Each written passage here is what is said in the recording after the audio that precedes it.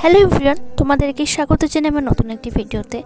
তো দেখো দুপুরবেলা আবার বেরিয়ে পড়েছি। তো কোথায় যাচ্ছি না যাচ্ছি চলো তোমাদের একটু পরে জানাচ্ছি, যেতে যেতে কথা হবে। তো এখন আমরা বেরিয়ে পড়েছি আর বাড়ির গেটের সামনে দিয়ে যাচ্ছি। আর এই দেখো, এই কুর্তিটা আমি কালকেই কিনেছি। এই বাড়ির উপর যারা বিক্রি করতে আসে না, তো ওনারা অনেক কম দামে দিচ্ছিলো, তো সেই জন্যই কিনছিলাম। তো রাস্তায় আমাদের সাথে আরও অনেক লোক জয়েন হলো, যে পাশের বাড়ির বৌদি আর ওই বৌদির মেয়েও আসছে। তো এখন আমরা দলে অনেক কজন হয়ে গেছি। আর এখন আমরা যাব রাস্তার ওপরে, তারপর টোটো ধরবো, টোটো ধরে যাব। আর এই দেখো, আমি টোটোতে এখন উঠে পড়েছি। আমি টোটোর উল্টো দিকে বসি না, উল্টো দিকে বসলে আমার বমি হয়। তো আমি অলওয়েজ, মানে বমি হয় না ঠিক, মাথা ঘোরে, খুব অস্বস্তি ফিল হয়, শরীর খুব অসুস্থ হয়ে যায়। সেই জন্য আমি সবসময় সোজা দিকে উঠি আর উঠে প্রকৃতি পরিবেশ দেখতে দেখতে চলে যাই। তো এখন এই করতে করতে চলে এসেছি আমরা। এখন আমরা টোটো থেকে নেমে পড়েছি। আর এই এখন নেমেছি, আমরা যাচ্ছি হচ্ছে কিনা ঢিলাইচণ্ডীর মেলাতে, যেটা যাত্রাপুরে হয়। কিন্তু মেলা এখনও অনেকটা দূরে, আর টোটো আমাদের অনেকটা আগে নামিয়ে দিয়েছে, কারণ তারপরে আর টোটো পুলিশ যেতে দিচ্ছিল না। তো সেই জন্য এখন আমাদের কিছুটা রাস্তা হেঁটে হেঁটে যেতে হবে। আর এখন যে রাস্তাটাতে হাঁটছি না, রাস্তাটা খুবই সরু, আর রাতের বেলা তো খুবই অন্ধকার হয়ে যায়। এখানে আলোর ব্যবস্থা করেছে, তো অনেকটা দূরে দূরে, কিন্তু রাতের বেলা সন্ধ্যেবেলা যাতায়াতে খুবই প্রবলেম হয়। আর সরু প্লাস কি হয়েছে, পাশে অনেক গর্ত আছে। আর যেতে যেতে পাশেই দেখলাম সর্ষের ফুল রয়েছে। আমার তো সর্ষের ফুল খুব ভালো লাগে, তো সর্ষের ফুলে গিয়ে দুটো ছবি তুলে নিলাম। যদিও পাশে যাদের সর্ষের ক্ষেত তারা রয়েছে, ওনারা বকাবকি করছিলেন, তো বেশি ছবি তোলা হয়নি। অ্যান্ড আমার সর্ষের ফুল দেখলেই একটু যেতে ইচ্ছে করে, ছবি তুলতে ইচ্ছে করে, তাই সেই জন্যে গেলাম। আর ওই দেখো দূরে দেখা যাচ্ছে মেলা। এখন আমরা মেলায় ঢুকছি। আর মেলায় ঢুকতেই প্রথমে যেটা দেখলাম, যেটা এবছর নতুন দেখলাম, এই যে মহাদেব। তো এত বড় একটা শিব ঠাকুর নিয়ে এসছে, যেটা আমার খুব ভালো লেগেছে। আমি তো এখানে প্রণাম করলাম, তারপরে এখান থেকে প্রসাদ নিলাম, আমি একটু ভিডিও করলাম। সেই ভিডিওগুলো আমি ফেসবুকে রিলসে পোস্টও করেছি। আমার তো খুব ভালো লাগছিল। আর মেলায় এখানটা এই জিনিসটা বেশ নতুন দেখলাম। আর পাশে একটা শিল রাখা আছে। আর এখানে না আমার এখানে দেখছিলাম সবাইকে সিঁদুরের টিপ পরিয়ে দিচ্ছিল, যেটা আমি পরলাম। আর তারপরে বৌদিও পরে নিল। আর তারপরে আমি সিঁদুরের টিপটা অবশ্য দুবার পরেছিলাম। এখানে একবার পরিয়ে দিয়েছে, আরেকবার যখন আমি পুজো দিতে গেছিলাম, ঢিলাইচণ্ডীর একটা বিশেষত্ব আছে, মাথায় ঢিলা নিয়ে গিয়ে ঠাকুর কাছে দিতে হবে, তখন একবার পরিয়ে দিয়েছিল। তারপরে এই যে আমি একটু শিব ঠাকুরের সাথে ভিডিও করে নিলাম। আর দেখো, আমি টিপটা পরেছি, তো কেমন লাগছে বলো।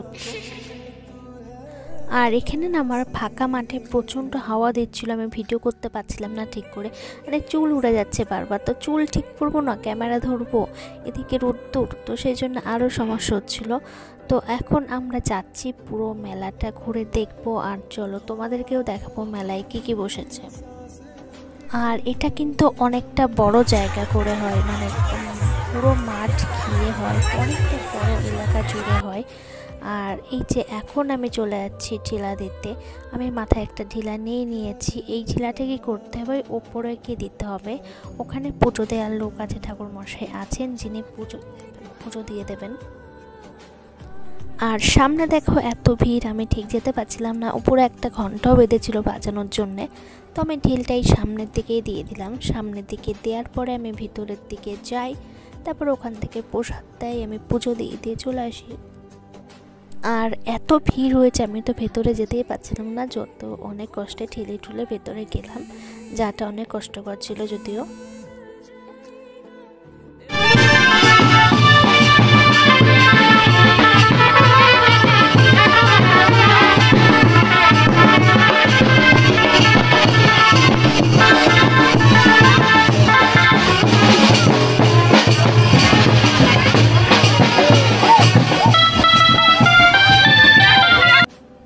আর এখন আমাদের পুজো দেওয়া হয়ে গেছে। আর এই দেখো, আমি সিঁদুরের লাল টিপটা পরেছি, আমার তো খুব ভালো লাগছে। এরকম সিঁদুরের লাল টিপ পরতে আমার খুব ভালো লাগে।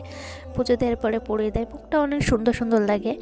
তো এখন আমার পুজো দেওয়া হয়ে গেছে। আর আমি যখন গিয়েছিলাম তো বৌদি যায়নি, আর এখন বৌদিও যাচ্ছে একটা ঢিলা দিতে।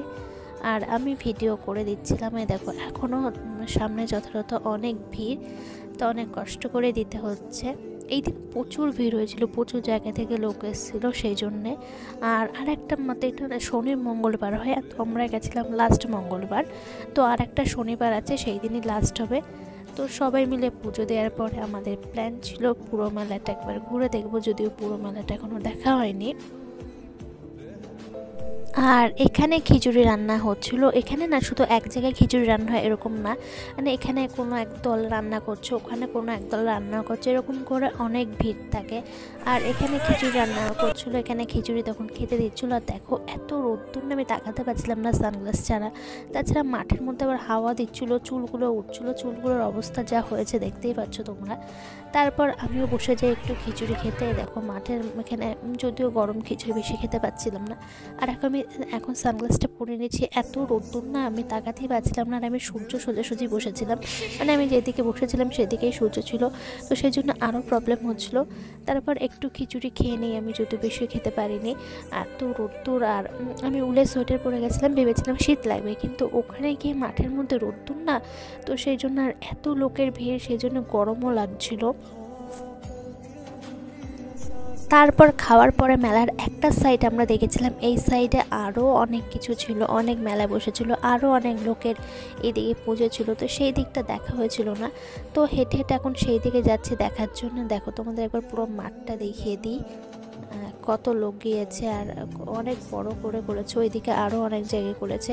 তো সেই জায়গায় গিয়েছিলাম, আর এই জায়গাটা গিয়ে না এক জায়গায় পায়েস দিচ্ছিলো খেতে, তো আমি সেই পায়েসটা খেয়েছিলাম। আর পায়েসটা খুব ভালো লাগে খেতে। এই যে পায়েসটা খাচ্ছি, এই পায়েসটা খুব ভালো করেছে, মানে পুরো দুধ দিয়ে খুব সুন্দর করেছে। তারপর অনেকক্ষণ আমরা মেলা ঘুরেছিলাম। তারপর মেলা পাড়ের জন্য মেলা থেকে একটু বাদাম নিয়ে নিলাম। আর বাদাম টাদাম নেওয়ার পর এখন বিকেল হয়ে গেছে, এখন বাড়ি যাওয়ার পালা। তো এখন আমি বাড়ি যাচ্ছি, এখন টোটোতে উঠে পড়েছি। তো আজকের মতো ভিডিওটা এখানেই শেষ করছি, দেখা হচ্ছে নেক্সট কোনো ব্লগে। তো আজকের মতো টাটা।